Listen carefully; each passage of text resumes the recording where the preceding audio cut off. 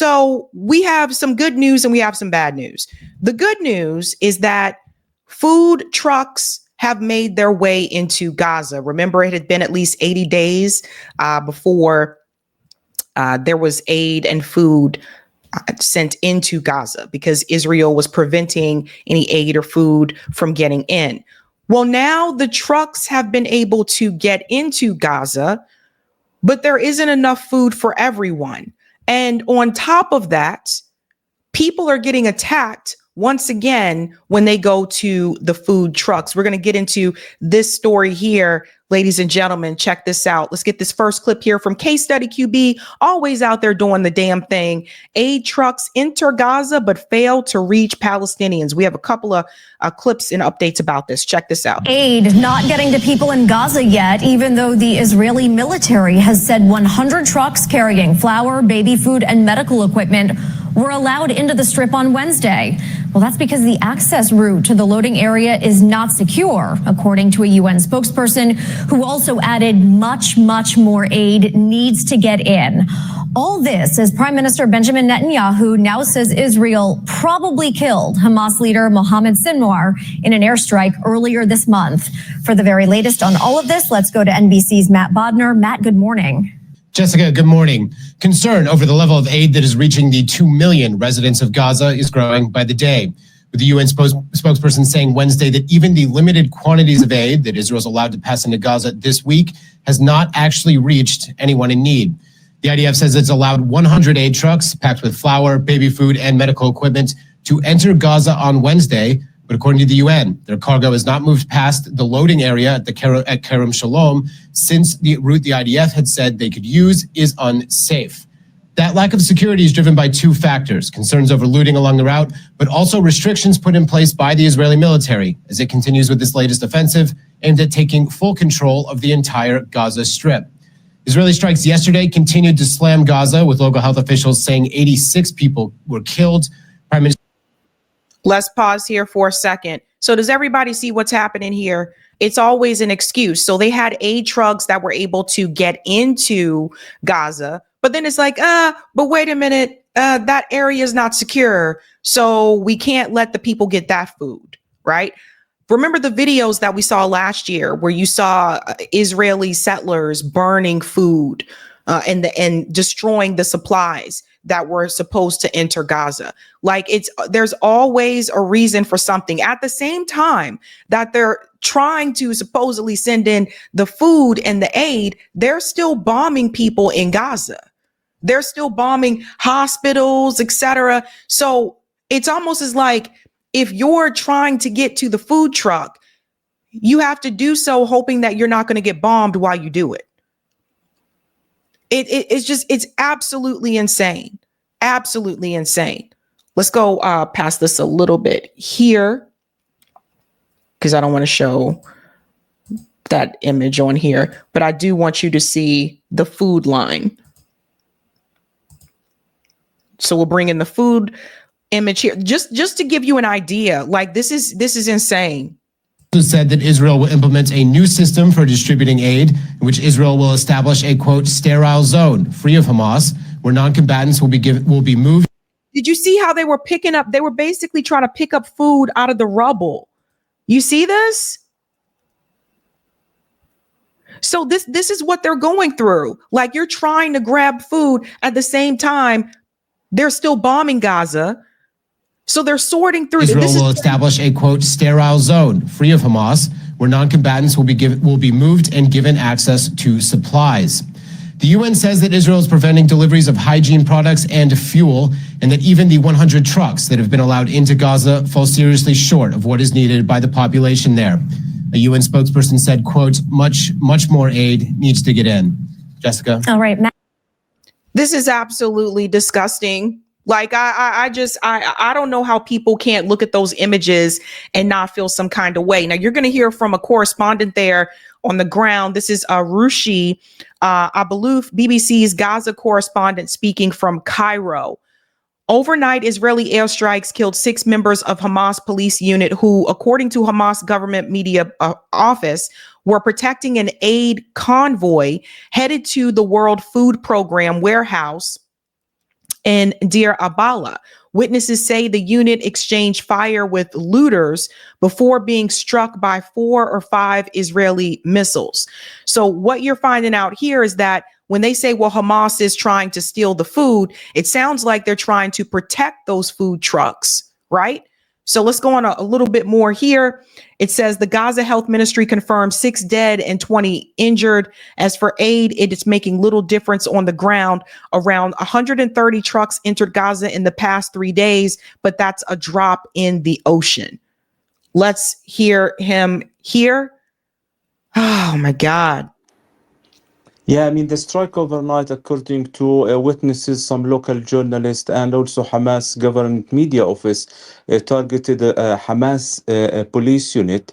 They were in their way to protect, as the statement of the Hamas government said, a convoy of aid was traveling from the border into the one of the warehouses for the WFP inside Gaza, in a place called Deir el-Balah in the middle of Gaza. They said the unit was engaged in a exchange of fire with some looter who were trying to attack the convoy. Then later on, Israeli airstrike, 4 missiles killed. By the way, this label here says flour, right? So they're basically, it's like what they're allowing, they're giving them a bunch of flour, right? So I guess they can go to whatever bakeries are left, and so that they can make bread or something like that. But it's, people need real food, right? Besides bread. 6 of them. The Hamas media office said that this is a crime against the people who are trying to protect aid coming into the people who are starving inside Gaza. The incident happened overnight, and according to health ministry this morning, 6 people were killed and about 20 injured in that incident. And speaking of aid, just how much difference is it making, the supplies that have come in already? Well, talking to many people across Gaza, we haven't seen any change yet in the state of famine, the state of starvation in Gaza. About 130 trucks in total were allowed into Gaza in 3 days. And most of the aid is still lying in some of the bakeries and in some of the warehouses for the UN and other aid organizations. Yesterday, there was an attempt to bake some, bread and distribute it, but very chaotic situation. The hungry people attacked 2 of the bakeries in Nusayrat refugee camp, and everything turned into a chaotic scene. And the 2 bakeries who were operating yesterday had to shut down. This morning they put out a statement on Facebook saying that without a protection to our operation, we can't feed the people. So it is. This is like incredibly evil. Like I just, and I really want to get an expert on the show to talk about the Vietnam War and the protests against the Vietnam War, to compare it to what we see happening today. Because the thing is, the last time that war casualties were actually televised was the Vietnam War. After that, the media said, we're not going to show that anymore because people see what's actually happening. Americans were able to see that they were killing civilians and what they were doing to kids, all those different things.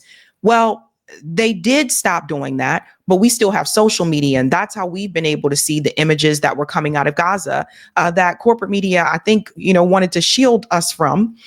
And we were able to get those images anyway. I don't understand how anybody can look at this and feel happy and feel okay with what Israel and the US government is doing. I really don't. I think you got to be a soulless person to really just look at this and think that it's okay. And it's absolutely disgusting. And I don't understand. What kills me is that if you want to bring religion into it, if you're a Christian, I don't understand how you can look at this and think this is okay either. Just don't get it. These people are literally fighting for food. It's a very complicated situation. In fact, there is about 130 trucks already in Gaza, but experts and Palestinians in Gaza said that this is a drop in the ocean. They need about 400 to 500 trucks every day for months, for at least 2 months, in order to meet the severe shortages of food. Not only food, but also, most important, is the fuel. Israel did not allow any fuel for 11 weeks, and the operations in the remaining hospital in Gaza City and the south are really facing very difficult to run their essential operation. Water well, the sewage system, the trucks that is collecting the rubbish and garbage from the streets are not functioning because of the fuel. So what is being allowed is very little, considering the state of famine in Gaza. They need the fuel. I mean, they need electricity, obviously. Like, if you want to cook, you need it. It gets crazier. That's just the beginning here.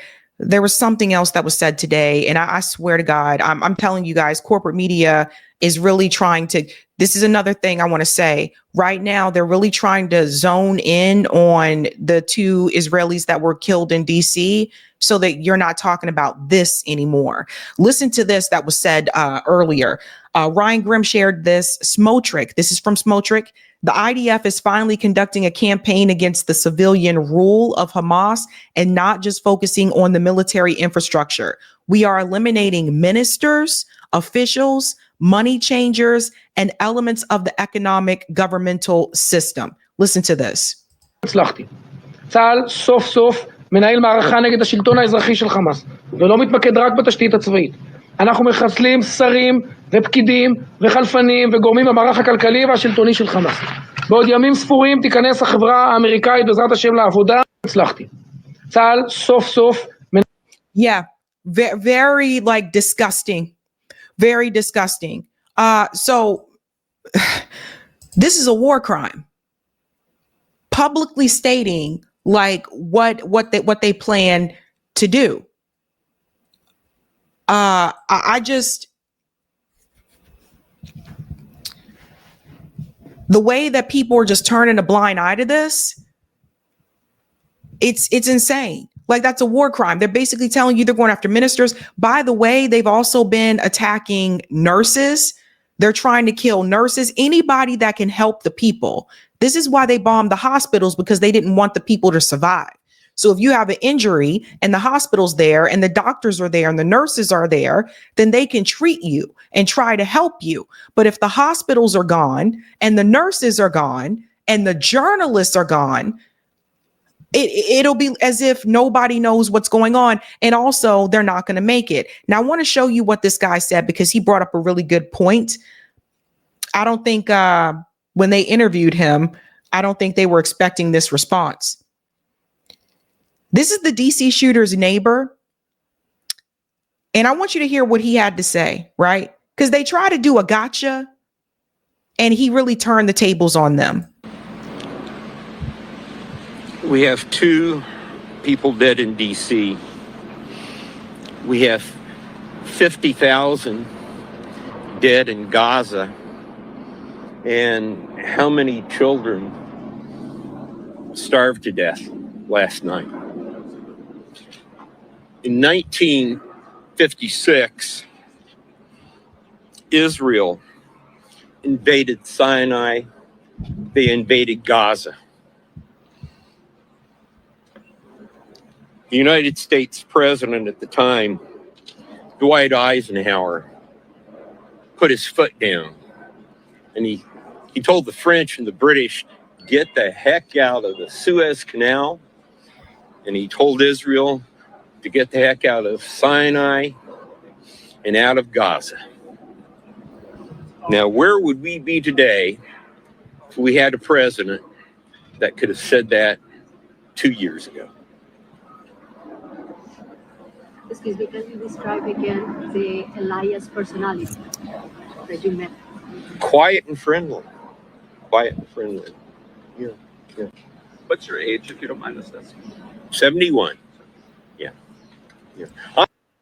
So they interviewed this guy about Elias Rodriguez. He is his neighbor. But what he did was, and I'm so glad that he did this, he turned it back to the genocide. And that's what should happen. You should be focused.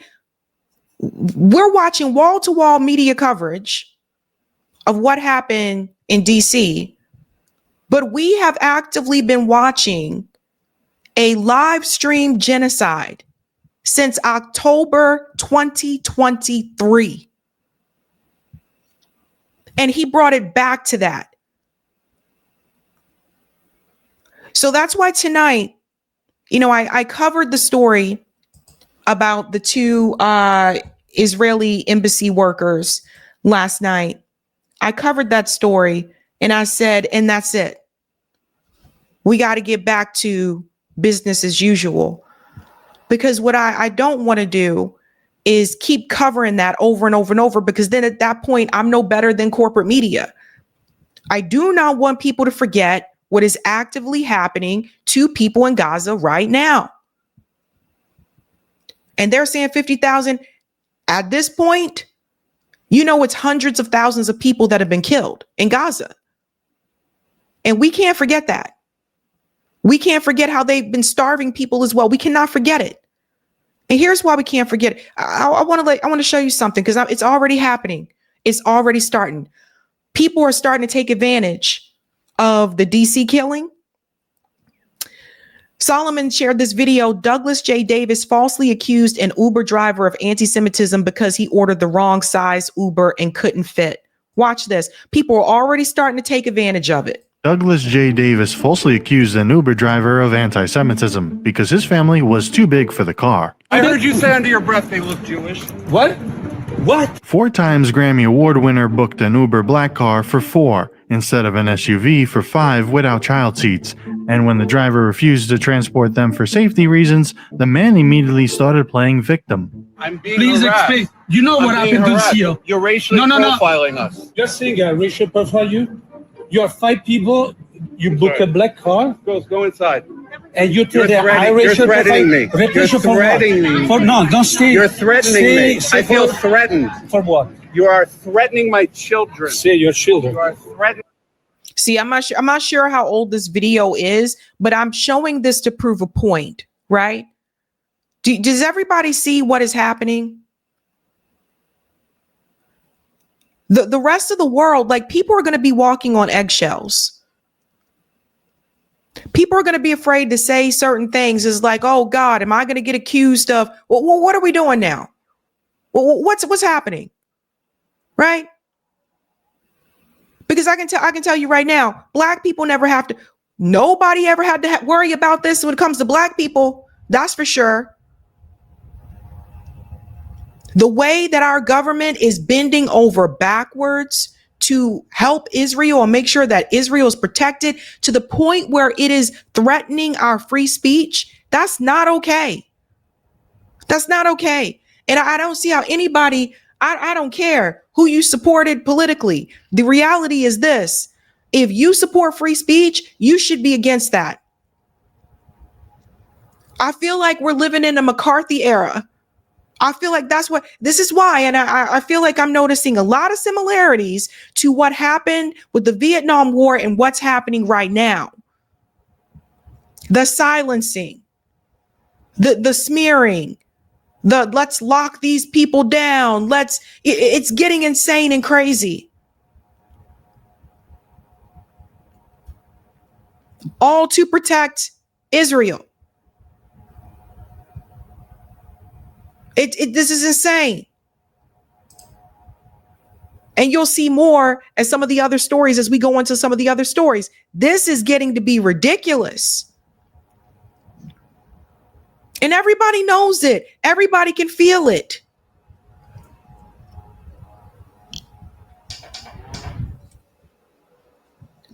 When I said that free speech was under attack, I mean it. When I'm telling you, like, what they are trying to do in order to protect Israel is absolutely insane.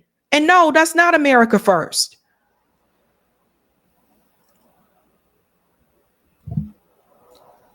The fact that these aid trucks were able to get in, and then now it's like, oh, sorry, there's not enough food for everybody. You know what they're doing? They're purposefully keeping them hungry.